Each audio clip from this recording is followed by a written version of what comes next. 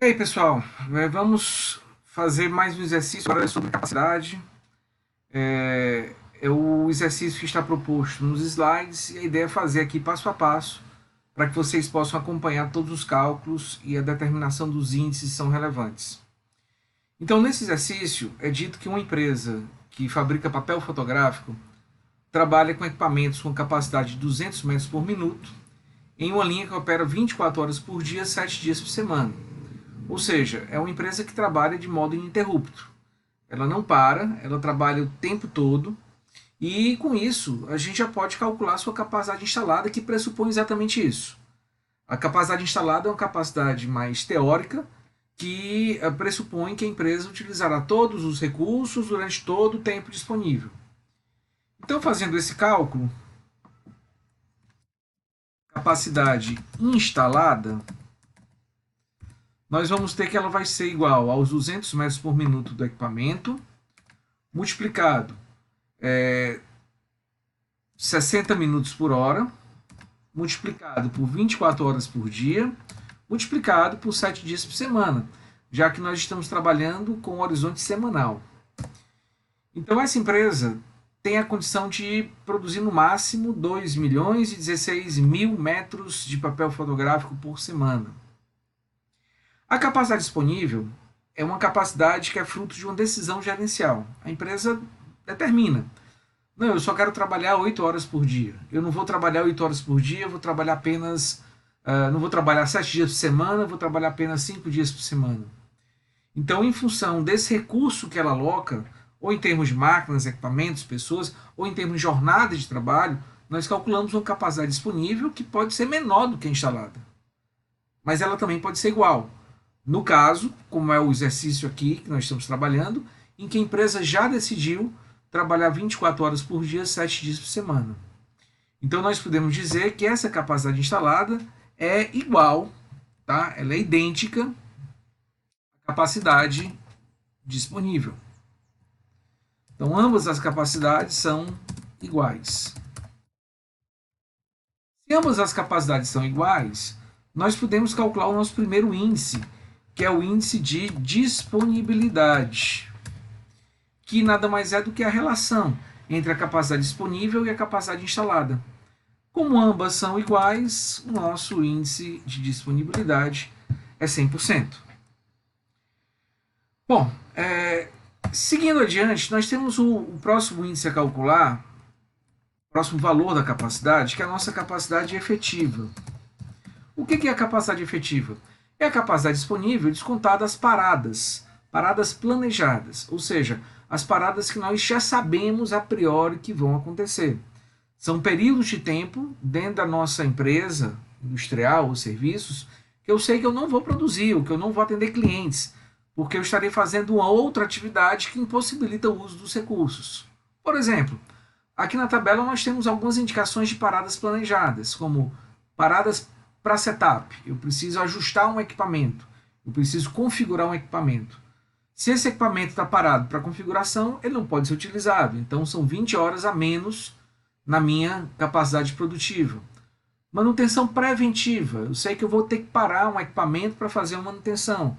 Se ele para por 16 horas, são 16 horas que eu não produzo. Então vocês veem que em termos planejados nós temos 59 horas. Então como é que eu calculo a capacidade efetiva? Vai ser a nossa capacidade disponível, que no nosso caso é igual à capacidade instalada, subtraído pela perda de produção que eu tenho durante esse tempo, durante essas 59 horas. E quanto é que eu produziria durante essas 59 horas? Os 200 metros por minuto, multiplicado por 60 minutos, multiplicado por 59 horas, que é a quantidade de horas paradas de modo planejado que eu vou ter.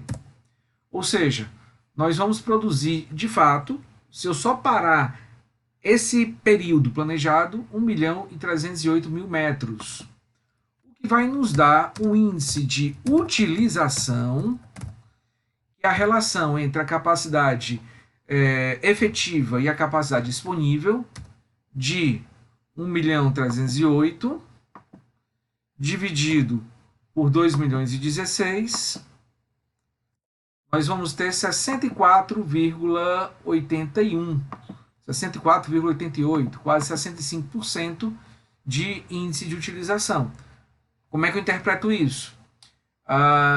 Do meu tempo ou da minha capacidade disponível, daquilo que eu poderia de fato produzir dentro do que foi planejado, dentro do que foi previsto, eu só vou utilizar de fato 65% desse tempo ou desses recursos.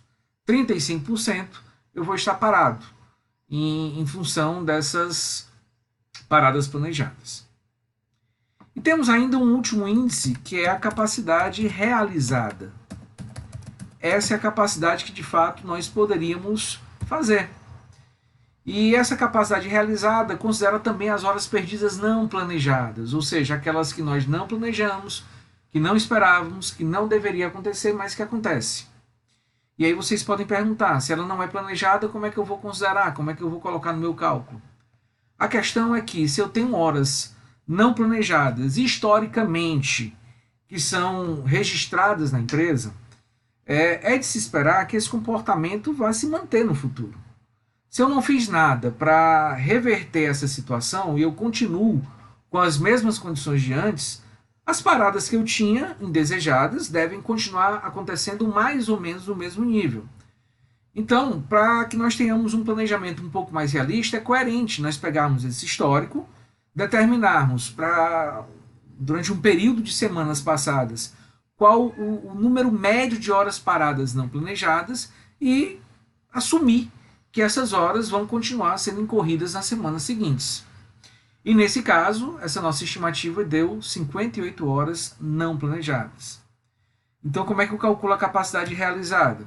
Eu vou pegar a capacidade efetiva e vou subtrair de quanto eu perco da produção que eu deixo de realizar em decorrência dessas horas não planejadas. Ou seja, os 200 metros por minuto, multiplicado por 60 minutos, multiplicado pelas 58 horas que eu fico parado de modo não planejado, o que deu 612 metros. Essa é a quantidade que eu devo produzir, tá, ao final de uma semana. O que vai nos dar, pessoal, um índice de eficiência, que é a relação entre a capacidade realizada e a capacidade efetiva, de 612 mil dividido por 1.380, 1.308.000, desculpem, de 46,78%. Esse é o índice que nós alcançamos. É a relação entre aquilo que nós de fato estamos realizando e aquilo que nós deveríamos realizar caso acontecessem somente paradas planejadas. Nessa questão em particular, tem outro detalhe interessante, que é a produção real. Ele nos coloca uma produção que foi realmente alcançada. E aqui a gente vê que esse valor é de 682 metros. E se a gente observar, nós deveríamos ter 612 mil metros produzidos. Ou seja, nós produzimos menos do que gostaríamos ou do que poderíamos. Qual a interpretação disso? Por que isso aconteceu? Ou porque nós tivemos mais horas planejadas, desculpem, ou porque nós tivemos mais horas não planejadas perdidas. Isso é um problema, né? O ideal é que eu reduza e não que aumente essa questão. Ou se eu estiver trabalhando com eficiência menor do que a esperada. Por exemplo, ao invés de fazer 200 metros por minuto, a minha máquina está um pouco mais lenta, está com eficiência menor e só está fazendo 190 metros por minuto. Mas, de qualquer forma, de um modo ou de outro, nós estamos com o resultado aquém do que deveríamos e isso deve ser trabalhado, ser analisado para que essa situação possa ser corrigida. Bom, então era isso. Essa seria a resposta do exercício. Esses são os índices que nós calculamos. A interpretação desses índices também é importante. E eu fico à disposição no caso de qualquer dúvida que vocês tenham em relação a esse assunto.